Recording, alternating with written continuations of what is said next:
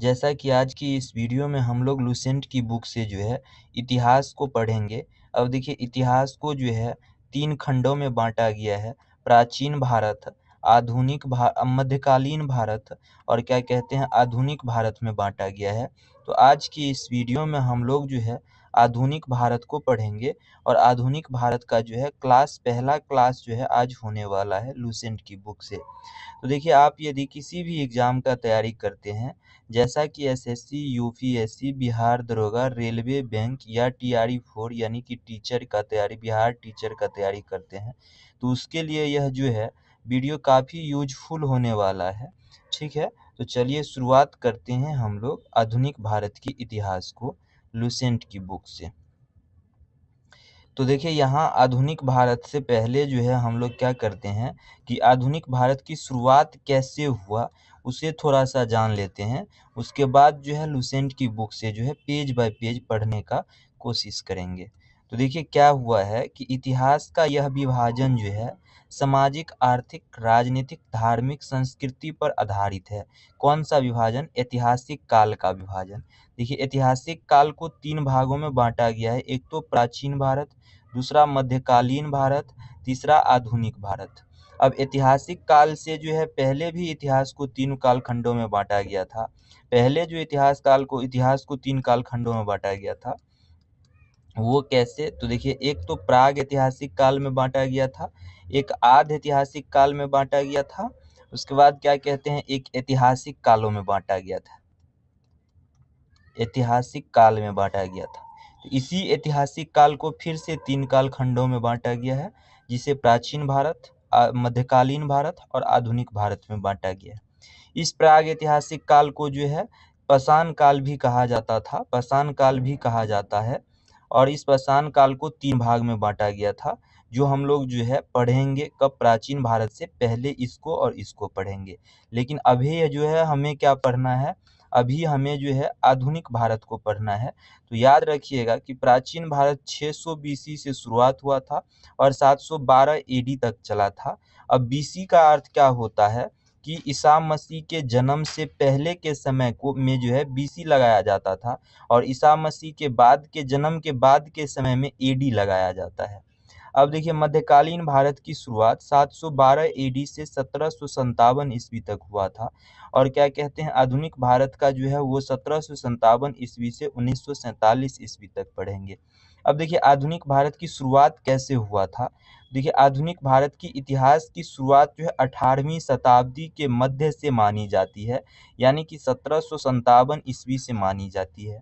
उसके बाद क्या हुआ है कि जब मुगल जो है साम्राज्य का जो पतन और यूरोपीय शक्ति की भारत में प्रवेश से देश में बड़े सामाजिक, राजनीतिक और आर्थिक परिवर्तन होने लगे थे और इस काल में ही यूरोपीय शक्तियों ने भारत में राजनीतिक सत्ता स्थापित करना शुरू किया, ब्रिटिश शासन की नींव पड़ी।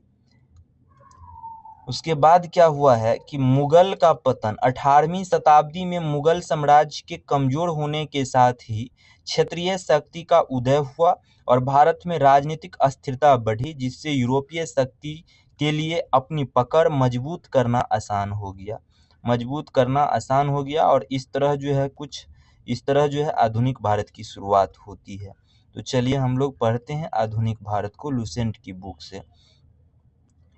तो देखिए क्या हुआ है यहाँ आधुनिक भारत में जो है उत्तरकालीन मुगल सम्राट से दिया गया है। उत्तरकालीन मुगल सम्राट में हम लोग जो है क्या होता है कि जब मुगल वंशों की स्थापना जो है वो बाबर ने किया था, हम लोग जानते हैं बाबर ने किया था और बाबर के बाद जो है अकबर जब क्या कहते हैं बाबर के बाद और एक दो शासक जो है गद्दी पर बैठता है, लेकिन मुगल का जो है वो उत्कर्ष कब से माना जाता है? मुगल सम्राट का जो है उत्कर्ष जो है वो अकबर के काल से माना जाता है और यह उत्कर्ष यानी कि यह जो है विस्तार मुगल का विस्तार जो है यह जो है औरंगजेब तक चला था और जब औरंगजेब का मृत्यु हो जाता है उसके बाद के काल को जो है उत्तरकालीन मुगल सम्राट कहते हैं, ठीक है।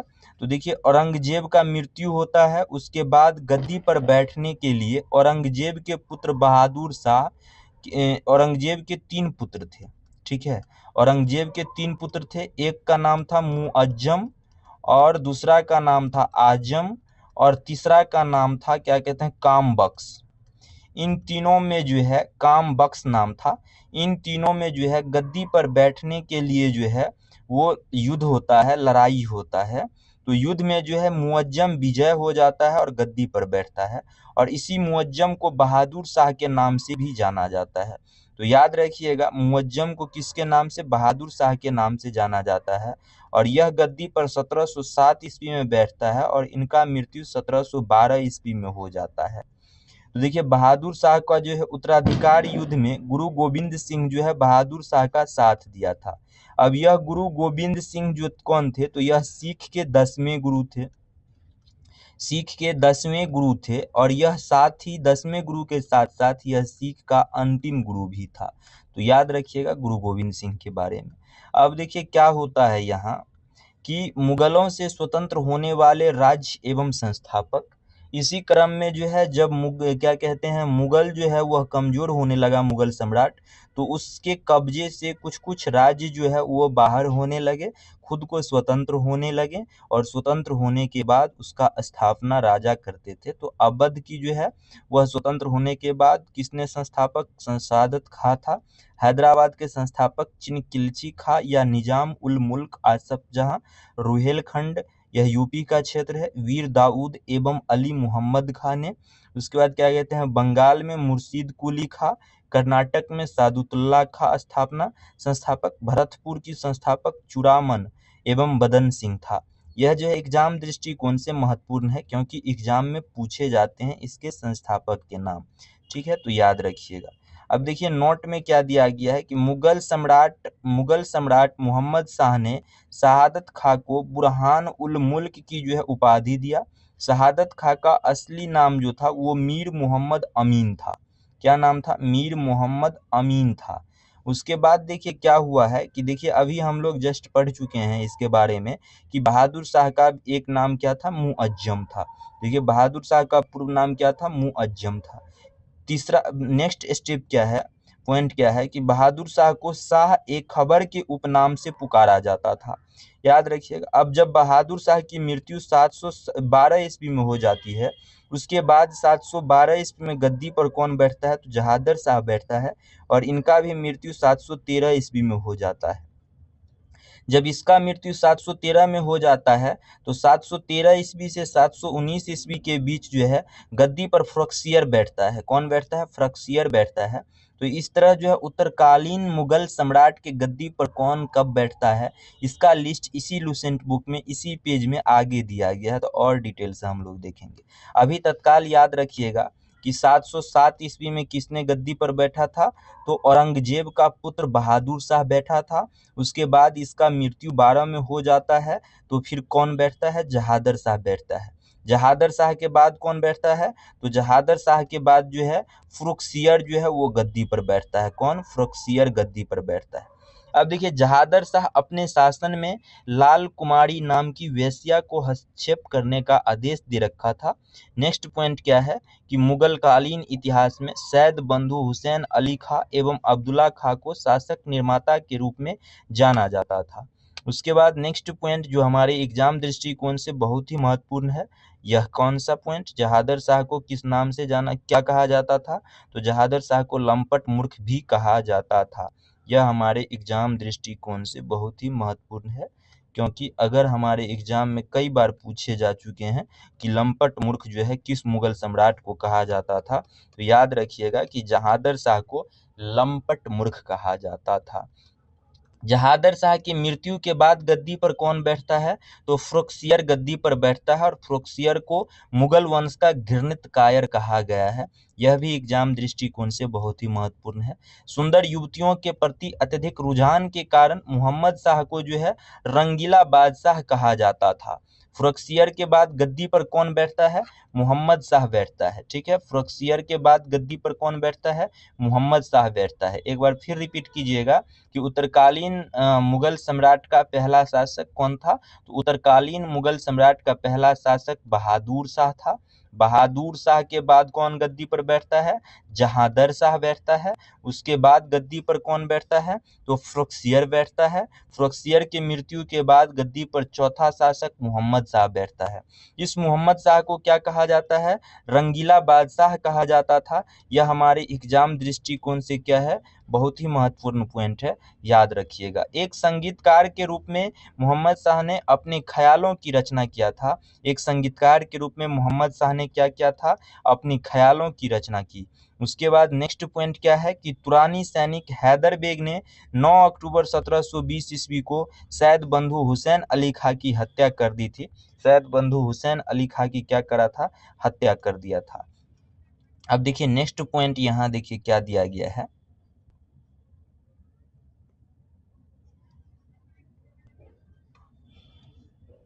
नेक्स्ट पॉइंट है कि मोहम्मद शाह के शासनकाल में ही हैदराबाद के किलिच खां ने निजाम उल मुल्क की उपाधि धारण की और 1725 ईस्वी में स्वतंत्र राज्य की स्थापना किया। तो यह भी हमारे एग्जाम दृष्टिकोण से बहुत ही महत्वपूर्ण है कि हमारे एग्जाम में पूछा जा सकता है कि किसके शासनकाल में जो है वह हैदराबाद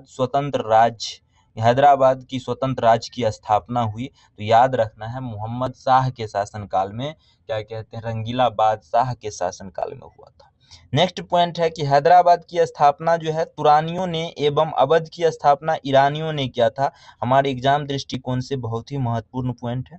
ईरान को पुराना नाम क्या था? फारस था। ईरान का पुराना नाम फारस था। तो फारस के सम्राट नादिर शाह ने 1739 ईस्वी में दिल्ली पर आक्रमण किया था। किसने? ईरान के सम्राट नादिर शाह ने 1739 ईस्वी में दिल्ली पर आक्रमण किया। उस समय दिल्ली का शासक कौन था? मोहम्मद शाह था। यह भी हमारे एग्जाम दृष्टिकोण से क्या है? बहुत ही महत्वपूर्ण है। तो याद रखिएगा कि मोहम्मद शाह के शासनकाल में ही नादिर शाह ने 1739 ईस्वी में दिल्ली पर आक्रमण किया था। और नादिर शाह को ईरान का नेपोलियन कहा जाता है। ईरान का नेपोलियन किसे कहा जाता है? तो नादिर शाह को कहा जाता है। नादिर शाह को क्या कहा जाता है? ईरान का नेपोलियन कहा जाता है। नादिर शाह लगभग 70 करोड़ रुपये की धनराशि और शाहजहां का बनवाया हुआ तख्ते हाउस तथा कोहिनूर हीरा लेकर फारस वापस लौटा। कोहिनूर हीरा लेकर किसने फारस वापस लौटा? तो नादिर शाह ने लौटा था, याद रखिएगा। उसके बाद देखिए कुछ जो है यहाँ लिस्ट दिया गया है उत्तरकालीन मुगल सम्राट का। उत्तरकालीन मुगल सम्राट का क्या लिस्ट दिया गया है? देखिए जैसा कि सबसे पहले उत्तरकालीन मुगल सम्राट का शासक कौन था? बहादुर शाह था। तो उसके बाद जहादर शाह बैठा। जहादर शाह के बाद फ़रुखसियर बैठा। फ़रुखसियर के बाद मोहम्मद शाह बैठा। मोहम्मद शाह के बाद अहमद शाह बैठा। अहमद शाह के बाद आलमगीर सेकंड बैठा। आलमगीर सेकंड के बाद शाह आलम सेकंड बैठा। शाह आलम सेकंड के बाद अकबर द्वितीय बैठा। अकबर द्वितीय के बाद बहादुर शाह जफर बैठा 1837 ईस्वी में। और इसका मृत्यु 1857 ईस्वी में नहीं होता है। 1857 ईस्वी की जब क्रांति होती है तो अंग्रेज ने इसे बंधक बना लिया और वर्मा रंगून भेज दिया इसे। कहाँ भेज दिया? भूटान की रंगून में भेज दिया इसे। कि बहादुर शाह जफर कौन था? तो यह मुगल सम्राट का अंतिम शासक था। उसके बाद देखिए नेक्स्ट पॉइंट यहाँ क्या है कि तख्ते ताउस, मयूर सिंहासन इसे कहा जाता था, तख्ते ताउस को, पर बैठने वाला अंतिम मुगल शासक कौन था? मोहम्मद शाह था। अब यह मोहम्मद शाह कैसे अंतिम मुगल शासक हो जाएगा? क्योंकि इस तख्ते ताउस को तो नादिर शाह ही जो था वह फारस लेकर भाग गए थे। किसके काल में? तो मोहम्मद शाह के काल में ही भाग गए थे। तो इसके बाद के शासक जो थे वो नहीं बैठ पाए थे। इसलिए हमारे एग्जाम दृष्टिकोण से यह भी पॉइंट बहुत ही महत्वपूर्ण हो जाएगा। उसके बाद नेक्स्ट पॉइंट क्या है कि शाह आलम द्वितीय जो है अली गुहार के शासनकाल में 1803 ईस्वी में अंग्रेज ने दिल्ली पर कब्जा कर लिया था। उसके बाद नेक्स्ट पॉइंट क्या है? पानीपत का तृतीय युद्ध। पानीपत का कौन सा युद्ध? तृतीय युद्ध। तो देखिए पानीपत में 3 युद्ध हुआ है। एक तो 1526 ईस्वी में, दूसरा युद्ध 1556 ईस्वी में और तीसरा युद्ध जो हुआ है वो 1761 ईस्वी में हुआ है।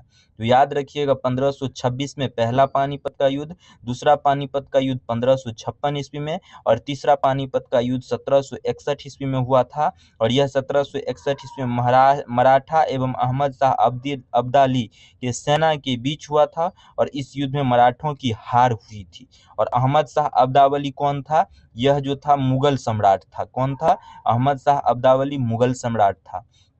अहमद शाह अब्दावली का वास्तविक नाम कौन था? अहमद खां था। इसने 8 बार भारत पर आक्रमण किया था। अहमद शाह अब्दावली जो था यह मुगल सम्राट नहीं था। अहमद शाह अब्दावली क्या था? मुगल सम्राट नहीं था, याद रखिएगा। अहमद शाह अब्दावली का वास्तविक नाम क्या था? अहमद खां था। अहमद शाह अब्दावली का वास्तविक नाम क्या था? अहमद खां था। इसने 8 बार भारत पर आक्रमण किया था। 8 बार आक्रमण किया था। नेक्स्ट पॉइंट क्या है कि गुलाम कादिर खान ने 1806 ईस्वी में शाह आलम सेकंड की हत्या करवा दी। शाह आलम सेकंड की हत्या करवा दी। इसके बाद गद्दी पर किसने बैठा? तो शाह आलम सेकंड के बाद गद्दी पर अकबर सेकंड बैठता है, याद रखिएगा। उसके बाद देखिए नेक्स्ट पॉइंट क्या है कि बहादुर शाह सेकंड को क्या कहा जाता था? जफर भी कहा जाता था, और यह क्या था? अंतिम मुगल सम्राट था। उसके बाद नेक्स्ट पॉइंट क्या है कि 1857 ईस्वी की क्रांति में भाग लेने के कारण अंग्रेजों द्वारा बहादुर शाह जफर को बंदी बना लिया गया एवं कहाँ भेज दिया गया? रंगून भेज दिया गया। याद रखिएगा 1857 ईस्वी में जो है रंगून भेज दिया। किसे? क्रांति में भाग लेने के कारण अंग्रेज ने बहादुर शाह जफर को, और इस तरह जो है मुगल सम्राट का क्या हो जाता है? विघटन हो जाता है। इसके बाद मुगल सम्राट का कोई भी शासक नहीं बनता है। ठीक है, मुगल सम्राट पूर्णतः क्या हो जाता है? विघटन हो जाता है 1857 की क्रांति में। नेक्स्ट पॉइंट हमारा क्या है कि लाल किला स्थित हीरा महल किसने बनवाया था? तो बहादुर शाह जफर ने बनवाया था। उसके बाद मशहूर शायर मिर्जा गालिब बहादुर शाह जफर के समय ही दिल्ली में रहते थे। हयात बख्श बाग लाल किला दिल्ली में स्थित है। यह सब पॉइंट क्या था? उत्तरकालीन मुगल सम्राट से रिलेटेड था। अब हम लोग पढ़ेंगे कि भारत में यूरोपीय कंपनियों का आगमन कैसे हुआ, यूरोपीय कंपनी का स्थापना कैसे हुआ। उसके बाद जो है मध्यकालीन भारत की शुरुआत हो जाती है, कुछ इस तरह करके। उसके बाद देखिए क्या होता है कि 17 मई 1498 ईस्वी में वास्को डी गामा ने भारत के पश्चिमी तट पर स्थित कालीकट बंदरगाह पहुंचकर भारत एवं यूरोप के बीच नए समुद्री मार्ग की खोज की, और इस यात्रा में वास्को डी गामा को गुजरात पथ प्रदर्शक अब्दुल मनीद ने सहयोग किया था। यह जो था वास्को डी गामा, यह कहाँ का निवासी था? तो यह पुर्तगाल का निवासी था। याद रखिएगा, कहाँ का निवासी था? पुर्तगाल का निवासी था। और यह कब पहुंचा? भारत 1498 ईस्वी में पहुंचा। उसके बाद देखिए क्या होता है नेक्स्ट पॉइंट कि 1505 ईस्वी में फ्रांसिस्को द अल्मुडा भारत के प्रथम जो है वो पुर्तगाली वायसराय बनकर आया था। याद रखिएगा भारत का प्रथम वायसराय कौन था? तो फ्रांसिस्को द अल्मुडा था। भारत में प्रथम पुर्तगाली वायसराय बना था। नेक्स्ट पॉइंट क्या है कि भारत का दूसरा, यह अल्फांसो द अल्बुकर्क जो है यह भारत में दूसरा पुर्तगाली वायसराय बनकर भारत आया था। और यह कब बना था? 1509 ईस्वी में दूसरा पुर्तगाली वायसराय भारत में बना था। उसके बाद इस भारत में पुर्तगालियों का वायसराय बना कौन? Alfonso de Albuquerque. कब बना? 1509 ईस्वी में बना।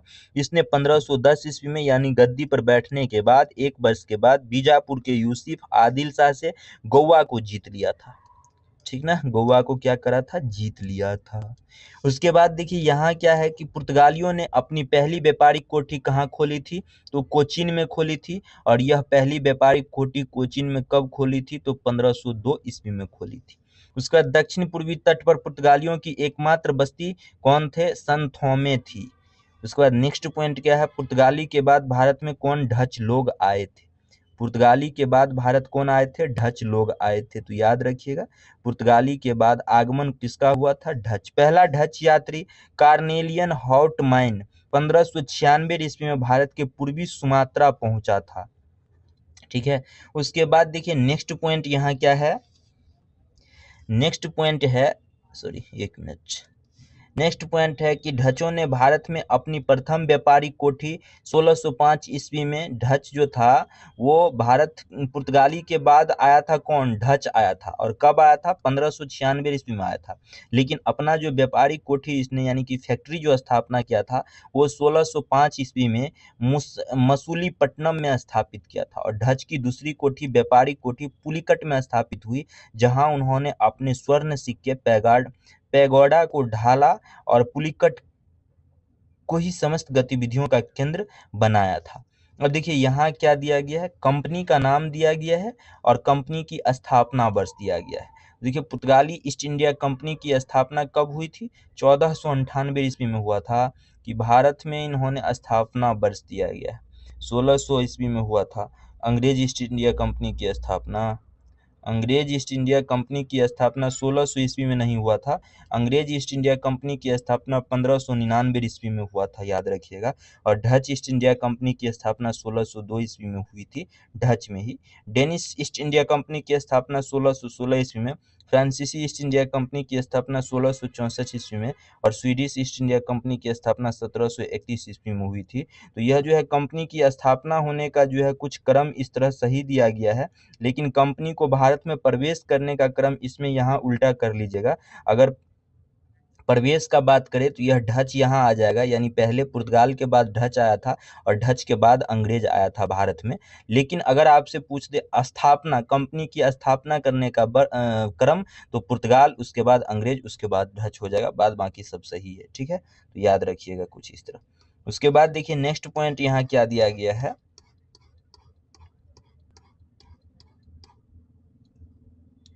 नेक्स्ट पॉइंट है कि डच ने भारत में प्रथम बार जो है औद्योगिक वेतन भोगी रखा था।